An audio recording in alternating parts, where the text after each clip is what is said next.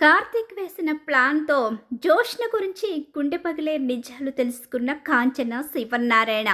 మరి ఇదంతా ఎలా జరగబోతుందో తెలుసుకోవాలనుకుంటే వీడియోని చివరి వరకు మిస్ కాకుండా చూసేయండి. అలానే మా వీడియోని లైక్ చేయడం మాత్రం మర్చిపోకండి. ఇక ఇక్కడ సుమిత్ర దగ్గరికొచ్చి దీప, కార్తీక్ మాట్లాడుతూ ఉంటారు. బిడ్డ గురించి ఏమన్నారని సుమిత్ర అడుగుతూ ఉంటుంది. ఏమంటారు బిడ్డ గురించి? బిడ్డే తనకి ఇష్టం లేనప్పుడు డాక్టర్ ఏమంటే తనకేంటి? బిడ్డని తీయించుకోవాలి అనుకునేవాళ్ళు బిడ్డ యోగక్షేమాల గురించి ఎలా కనుక్కుంటారనుకున్నావు అమ్మ అని చెప్పేసి గొడవ చేయడానికి సిద్ధపడుతుంది. ఎలాగైనా దశరథ వెంట నిజాన్ని రప్పించాలని ప్లాన్ అయితే చేస్తుంది. ఏం మాట్లాడుతున్నావు? అసలు నువ్వేమంటున్నావు నాకు అర్థం కావడం లేదు. దీప్ ఎందుకు అలా చేస్తుంది అంటే, చెప్పండి, ఇక్కడ ఉన్నవారందరికీ తెలిసిందే కదా, తన కడుపులో బిడ్డని కాదనుకుంటుందని చెప్పండి అని చెప్పనేసరికి, నా భార్య గురించి నీకు అనవసరం, నా భార్య గురించి మాట్లాడే హక్కు నీకు లేదు అని కార్తీకు జోష్నని అంటూ ఉంటాడు. అసలు జోష్న చెప్పింది నిజమా అబద్ధమా? దీప తన కడుపులో బిడ్డని తీయించుకోవాలి అనుకుంటుందా లేదా అది చెప్పమని అనేసరికి ఇక తలదించుకొని నిలబడతారు. కడుపులో బిడ్డని తీయించుకోవాలని ఆలోచన ఎలా వస్తుంది? కన్న బిడ్డని ఎవ్వరూ తీయించుకోరు. మరి ఎలాంటి ఆలోచన ఎందుకు చేస్తున్నావు అని చెప్పేసి ఆవేశంగా మాట్లాడుతూ ఉంటుంది. ఇక సుమిత్ర అయితే ఈలోగా సుమిత్రకి మళ్ళీ ఆరోగ్యం పాడైపోద్దని చెప్పి టాబ్లెట్ వేసేస్తాడు దశరథ. అలా సుమిత్ర మళ్ళీ నిద్రపోతూ ఉంటుంది. నా కూతురికి ఎందుకు ఇలాంటి పరిస్థితి తీసుకొచ్చారు? ఎందుకు వీడు ఇంత మొండిగా ప్రవర్తిస్తున్నాడు? అసలు ఎవ్వరి మాట ఎందుకు వినడం లేదు? కడుపులో బిడ్డని తీయించుకోవాల్సినంత అవసరం వాడికి ఏమొచ్చింది దశరథ? అసలు వాడు ఎందుకు ఇలా తయారయ్యాడు? దీప కూడా ఇలా మాట్లాడే మనిషి కాదు. అందరికీ అసలు తను మంచి చెప్పి అందరు మంచి కోరుకునే మనిషి. అలాంటిది తన కడుపులో పెరుగుతున్న బిడ్డని తీయించుకోవాలని ఆలోచన వచ్చింది అంటే ఇది అసలు నమ్మశక్యంగా అనిపించడం లేదు.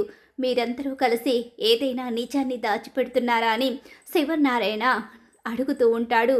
నా కూతురి కోసమైనా నిజాన్ని బయట పెట్టండి, నా కూతురు ఎంతగానో తల్లడిల్లిపోతుంది అని చెప్పేసి శివనారాయణ అడుగుతూ ఉంటాడు. ఏమీ లేదు నాన్న, ఏముంది దాచిపెట్టడానికి? వాళ్ళు చెప్పారు కదా, అంతకు మించి నాకు మాత్రం ఏం తెలుస్తుంది? ఇక అది వాళ్ళ భార్యాభర్తలకి సంబంధించిన విషయం. ఆ విషయంలో తలదూర్చడానికి మనమెవరిమి అని చెప్పేసి దశరథ అక్కడి నుంచి వెళ్ళిపోతాడు. ఇక ఎవరి మట్టుకు వాళ్ళు అక్కడి నుంచి వెళ్ళిపోతారు బాధపడుతూ. మీరు చాలా తెలివైన వాళ్ళని అర్థమవుతుంది. ఎవరికి వారే నిజాన్ని బయట పెట్టకుండా చాలా తెలివిగా తప్పించుకున్నారు. నేను ఊరుకోను.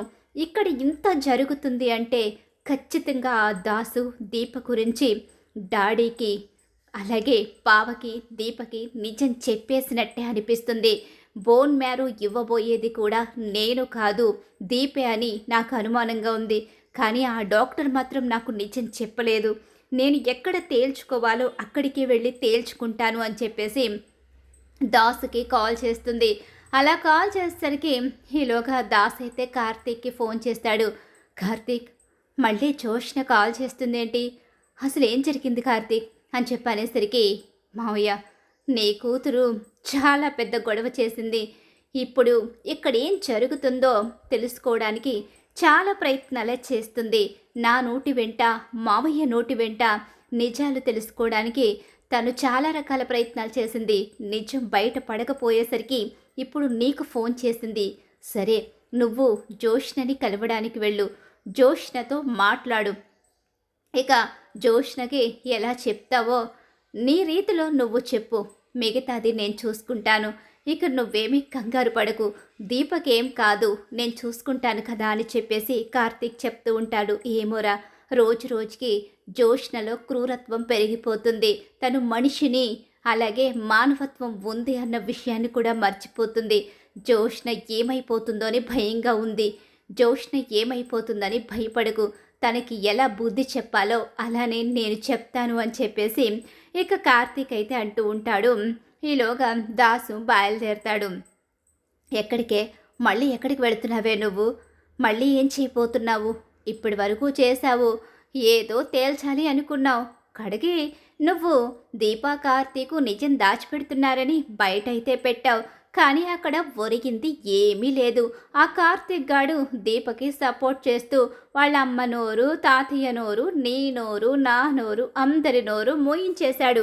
ఇంక అలాంటప్పుడు ఇంకేం తేల్చాలి అనుకుంటున్నావు అని చెప్పేసి అడుగుతూ ఉంటుంది పారిజాతం. గ్రాని, నీకేం తెలియదు, నేను చూసుకుంటాను, నువ్వు మాట్లాడకు, నేను బయటికి వెళ్ళాలి, ముఖ్యమైన పని ఉంది, నేను బయటికి వెళ్ళొస్తాను అని చెప్పేసి అక్కడి నుంచి బయలుదేరుతుంది జోష్న. అయితే ఈలోగా ఏంటి బావా, ఏం జరుగుతుంది మన చుట్టూ, నాకు అర్థం కావడం లేదు. అత్త నన్ను అపార్థం చేసుకుంది. ఇక అత్త నన్ను ఎప్పటికీ క్షమించదు. ఎందుకంటే ఈ బేబీ కాకపోతే మరో బిడ్డని కని నీకు ఇవ్వాలి అనుకున్నాను. కానీ మరో బిడ్డని కని అవకాశం కూడా ఆ భగవంతుడు నాకు ఇవ్వలేదు. అలాంటప్పుడు ఇక అత్త నన్ను ఎలా క్షమిస్తుంది? ఒకవేళ నేను మేనకోడళ్ళని తెలిసినా కూడా నన్ను క్షమించదని అనుకుంటున్నాను. లేదు, నిజం ఏంటో తెలియక మా అమ్మ నీపై కోపంగా ఉంది. నిజం తెలుసుకున్న రోజు ఖచ్చితంగా తను నిన్ను క్షమిస్తుంది.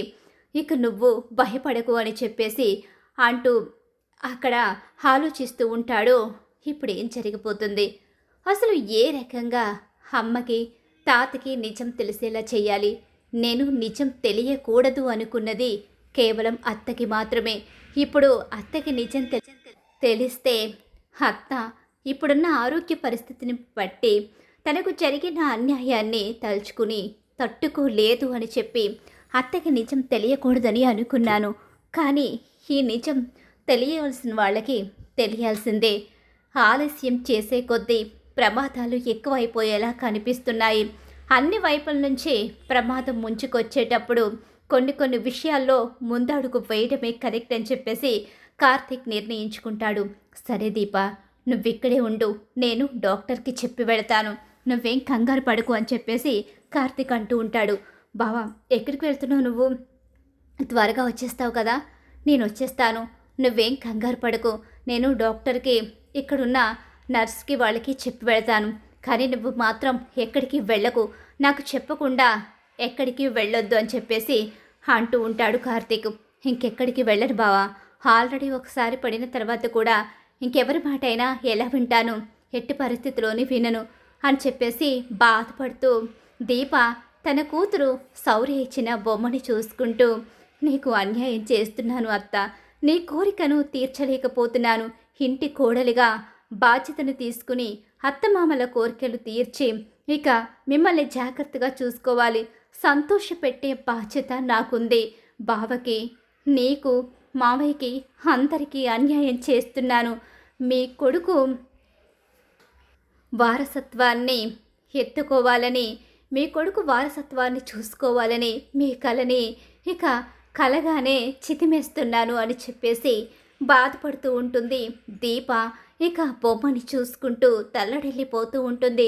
తల్లిని కాపాడుకోవడం కోసం కడుపులో బిడ్డని పోగొట్టుకుంటూ ఎంతగానో బాధపడుతూ ఉంటుంది దీప. అయితే ఇంకిక్కడ చూస్తే కార్తీకు కాంచన దగ్గరికి వస్తాడు. ఈలోగా తన తాతకి ఫోన్ చేస్తాడు. హేరా, ఎందుకు ఫోన్ చేశావు? నీ మనవరాలికి సపోర్ట్ చేసి ఈ మనవడిని తీసుకుని వెళ్ళి ఒక రహస్యాన్ని తేల్చుకున్నావు. ఇప్పుడు నాకు సపోర్ట్ చేయి. నేను కూడా నీ దగ్గర ఒక రహస్యాన్ని దాచిపెట్టాను, అదేంటో తెలుసుకునే సమయం వచ్చింది. అంటే మీరు బిడ్డని ఎందుకు వదులుకుంటున్నారో చెప్పాలి అనుకుంటున్నావా? అవును, చెప్పాలి అనుకుంటున్నాను. కాదు, చూపించాలి అనుకుంటున్నాను. ఏంట్రా? సరే, నీ మనవరాలికి పారిజాతానికి ఇద్దరికీ తెలియకుండా నువ్వు అక్కడి నుంచి రావాలి. సరే, వస్తున్నాను అని చెప్పేసి ఇక అక్కడి నుంచి శివనారాయణ బయలుదేరతాడు. ఈలోగా కాంచన దగ్గరికి కార్తీక్ వస్తాడు. అక్కడే ఇక శ్రీధర్ కూడా ఉంటాడు. శ్రీధర్ అయితే కార్తీక్ వచ్చేసరికి సరే నేను ఒకసారి ఇంటి దగ్గర కనబడి వస్తాను అని చెప్పేసి, ప్రస్తుతం కార్తీక్ ఉన్నాడు కదా, నేను వెంటనే వచ్చేస్తాను, వాళ్ళకి కాస్త అప్పచెప్పవలసినవి ఉన్నాయని చెప్పేసి శ్రీధర్ అయితే బయలుదేరతాడు. ఈలోగా కాంచన అయితే కార్తీక్తో మాట్లాడడానికి ఇష్టపడదు. ఎందుకు వచ్చావు? అసలు ఈ అమ్మ ఉందో పోయిందో చూడ్డానికి వచ్చావా? ఇంకా బ్రతికి ఉన్నాను, బ్రతికి ఉన్న శవంలా ఈ ఇంటి ముందు కాపలాగా పడి ఉన్నాను, చచ్చిపోలేక బ్రతుకున్నాను అని చెప్పేసి కాంచన అంటూ ఉంటుంది. ఏంటమ్మా, ఎందుకు అలా మాట్లాడుతున్నావు? నువ్వు నీ భార్య చేసిన పనికి ఇంతకన్నా ఎలా మాట్లాడాలో నాకు తెలియదురా. అందుకే ఇలా మాట్లాడుతున్నాను. నేను మాట్లాడింది తప్పైతే నన్ను క్షమించు. ఒకవేళ నన్ను ఈ ఇంట్లో చూడడం ఇష్టం లేకపోతే ఏ అనాథాశ్రమంలోనో వదిలేస్తే ఒంటరిగా నా బ్రతుకు నేను బ్రతుకుతాను. ఇక నాకు మనవలు వస్తారని వాళ్ళని ఎత్తుకుని ఆడిస్తానని ఆశ కూడా లేదు. ఆ కోరికను కూడా మీరు చంపేశారు. అలాంటప్పుడు ఎవరి కోసం బ్రతకాలి? ఇంకెందుకు బ్రతకాలి? అందుకనే నేను చెప్పినట్టుగా నన్ను వృద్ధాశ్రమంలో జాయిన్ చేసేయని చెప్పేసి అంటూ ఉంటుంది. అక్కడ కాంచనైతే, ఏంటమ్మా నువ్వంటే నాకు ఎంతో ఇష్టం. నిన్ను ఎప్పుడు సంతోషంగా చూసుకోవాలని అనుకున్నాను, కానీ నిన్ను వదిలే నేను ఒంటరిగా సంతోషంగా బ్రతకాలని అనుకోలేదు. నువ్వు ఒంటరి వాడివేంట్రా? నీకు భార్య ఉంది, తన కొంగు పట్టుకుని తిరుగుతావు, తను ఏది చెప్తే అది చేస్తావు. కాబట్టి రేపొద్దున్న తను ఇంటికొచ్చిన తర్వాత తన మనసులో నా మీద ద్వేషం ఉంటుంది. ఎందుకంటే తన మీద నాకు కూడా అదే పగ ఉంటుంది. నా వారసత్వాన్ని తను లేకుండా చేసింది కాబట్టి ఇద్దరికి ఒకరింటే ఒకరికి పడదు. అప్పుడు నువ్వు ఇబ్బంది పడకూడదు కదా. అందుకు ముందుగానే ఇక నన్ను ఆశ్రమంలో జాయిన్ చెయ్యి అని చెప్పేసి అంటూ ఉంటుంది. లేదు, నిన్ను ఒక చోటికి తీసుకుని వెళతాను. ఆ తర్వాత నువ్వే నిర్ణయం తీసుకుంటావో అది నీకే వదిలేస్తాను. ఇంకేం మిగిలిందని, ఇంకేం చూపించడానికి తీసుకుని వెళ్తున్నావు? ఇంకా నేను ఏ నిజాన్ని తెలుసుకోవాలి అని చెప్పేసి అంటూ ఉండగానే ఈలోగా శివనారాయణ అక్కడికి వస్తాడు. తాత వచ్చావా? వచ్చాన్రా. ఇంకా ఎందుకురా మా జీవితాలతో ఆడుకుంటున్నారు? ఇంకా ఎందుకురా నా కూతుర్ని బాధ పెడుతున్నారు? నా కూతురు మనసు విరిచేసి మా అందరినీ బాధ పెట్టారు. ఇంకా ఏం చూపించాలి నువ్వు నాకు? ఎందుకు ఇక్కడికి రమ్మన్నావు? నీ మనవరాలు ఎన్నోసార్లు తప్పులు చేసింది, క్షమించావు. నీ మనవరాలు ఒక్కసారి నేను ఇక ఇలా మా గురించి చెప్తాను అనేసరికి వెంటనే నమ్మి మా గురించి తెలుసుకోవడం కోసం నువ్వు నీ మనవరాలు చెప్పినట్టు చేశావు. అలాంటప్పుడు నేనేం తప్పు చేశానో, ఎందుకు ఇదంతా చేశానో తెలుసుకునే ప్రయత్నం నువ్వు కూడా చెయ్యాలి కదా. ఈ మనవడికి కూడా ఒక్క అవకాశం ఇవ్వాలి కదా. సరే, ఇప్పుడు ఏంటి? అసలు ఏం చెయ్యాలి? ఎందుకు ఇక్కడికి రప్పించావు? పదండి, మనిద్దరం ఇక అమ్మని తీసుకుని వెళదామని చెప్పేసి తన తాతయ్యను అమ్మని తీసుకుని బయలుదేరుతాడు. ఎందుకురా, ఎక్కడికి తీసుకువెళ్తున్నావురా అని చెప్పి ఎంతగా అడిగినా ఇక కార్తీక్ అయితే మౌనంగానే ఉండిపోతాడు. వాడు అన్నీ చెప్పేలాగే ఉంటే మనకి ఇంత బాధ ఎందుకు కాంచనా? వాడు ఏదో చూపించాలి అనుకుంటున్నాడు. అది ఎంతవరకు నిజమో అబద్ధమో మనం కూడా తెలుసుకుందామని చెప్పేసి ఇక బయలుదేరతాడు కార్తీకు. అలాగే శివనారాయణ అలా అంటూ తన కూతుర్ని తీసుకుని బయలుదేరతారు. ఇలా ఇక్కడ చూస్తే దాసు దగ్గరికి ఇక జోష్న అయితే రానే వస్తుంది. జోష్న దాసుతో గొడవ పెట్టుకుంటుంది. అసలు నువ్వేమనుకుంటున్నావు?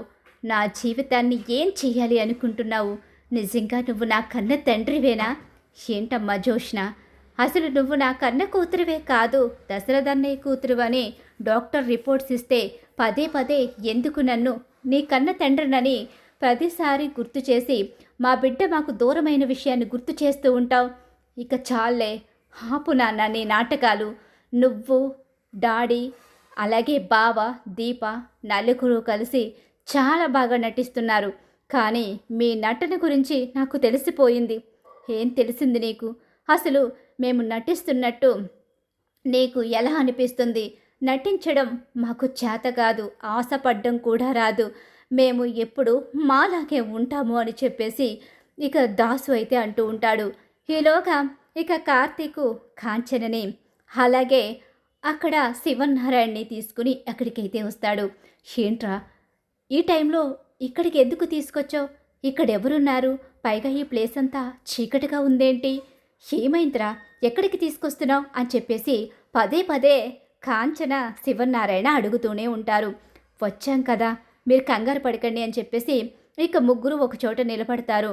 వాళ్ళ ముందు కారు పక్కన జోష్న, దాసు ఇద్దరు కనిపిస్తారు. ఈ టైంలో జోష్న దాసుతో మాట్లాడుతుందేంటి? ఇక్కడెందుకుంది జోష్న? వీళ్ళిద్దరూ ఎందుకు మాట్లాడుకుంటున్నారు? విను తాత, ఏం మాట్లాడుకుంటున్నారో, అసలు జోష్ని ఇక్కడ ఎందుకుందో, జోష్న దాసు మావయ్యని ఎందుకు కలిసిందో నీ చెవులతో నువ్వే విను. నీ మనవరాలు అసలు రూపం నీ కళ్ళతో నువ్వే చూడు అని చెప్పనేసరికి ఈలోగా ఏంటి ఏమనుకుంటున్నావు నువ్వు? దీపే ఆ ఇంటి అసలు వారసురాలన్న నిజాన్ని బయటపెట్టి నన్ను ఆ ఇంటి నుంచి దూరం చేసి నన్ను ఇక నీ ఇంటికి తీసుకుని వెళ్ళి నీ పేదరికంలో నన్ను మగ్గపెట్టాలి అనుకుంటున్నావా? ఇంతకాలం గ్రాని చేసిన పని కారణంగా నేను ఐశ్వర్యంలో ఏకైక వారసురాలుగా గొప్పగా పెరిగాను. ఆ ఐశ్వర్యాన్ని వదులుకొని నీ కూతురుగా నేనెలా వస్తాను? దీప ఆ ఇంటి వారసురాలని తెలిసిన మరుక్షణమే దీపని చంపేస్తానని నీకు చెప్పినా సరే మీ అందరూ కలిసి చాలా నాటకాలు ఆడుతున్నారు. నేను ఎట్టి పరిస్థితిలోని కూడా ఆ వారసత్వాన్ని ఆ ఆస్తిని వదులుకోను. నీ దగ్గరే పెరిగుంటే ఇక ఇదే నా జీవితం అని సరిపెట్టుకుని ఉండేదాన్నేమో. కానీ గ్రాని ఆ ఇంటి వారసురాలైన దీపను చిన్నప్పుడే దూరం చేసి నన్ను ఆ ఇంటి వారసురాల్ని చేసింది. ఇక గ్రాని తాత మీద ఉన్న పగతో నన్ను ఆ ఇంటి వారసురాల్ని చేసి గొప్పగా చూడాలనుకుంది. అలాంటప్పుడు నేను నీ దగ్గరికి వచ్చి నీ బ్రతుకు నేను బ్రతకను, నా గురించి నిజాలు చెప్పి నన్ను అన్యాయం చేసి దీపను అందరం ఎక్కించాలని చూస్తే ఆ ఇంట్లో ఎవ్వరిని బ్రతకనివ్వను అని చెప్పి జోష్న మాట్లాడుతూ ఉంటే ఒక్కొక్క మాట వింటూ మనవడ వైపు చూస్తూ ఆశ్చర్యపోతూ ఉండిపోతాడు. తను తను తను నా మనవరాలు కాదా? దీప నా మనవరాలా? ఏంట్రా కార్తీక్ ఇదంతా? ఏంటి తాత, నీ మనవరాలు మాట్లాడిన మాటలే కదా, ఇందులో ఎవరు కల్పించినవి లేవు. అలాగే ఇక ఎక్కడి నుంచో నీకు వేరే వాళ్ళు మాట్లాడే మాటలు కాదు, నీ కళ్ళతో నువ్వే చూసావు కదా. ఏమ్మా చూసావా? అర్థమైందా అసలు ఏం జరుగుతుందిరా? దీప ఇక నీ మేనకోడలు కాబట్టి దీపే అత్తని బ్రతికించబోతుంది. దీప అత్తని బ్రతికించాలి అంటే దీప కడుపులో బిడ్డని త్యాగం చెయ్యాలి, లేకపోతే అత్త బ్రతకదు. అత్తో దీప కడుపులో బిడ్డో ఎవరో ఒకరే బ్రతికే అవకాశం ఉంది. కడుపులో మనకి కనిపించకుండా పెరుగుతున్న దీప కడుపులో బిడ్డని చంపుకోవాలా, కళ్ళ ముందు ఆ ఇంటి దీపంలా తిరుగుతున్న అత్తని చంపుకోవాలా అని ఆలోచించిన క్షణం అత్త రూపంలో మా బిడ్డ మా కళ్ళ ముందు తిరుగుతుంది. కళ్ళ ముందు కనిపించే అత్తని చంపుకోలేక కన్న తల్లిని కాపాడుకోవడం కోసం దీప కడుపులో బిడ్డని త్యాగం చేయడానికి సిద్ధపడింది.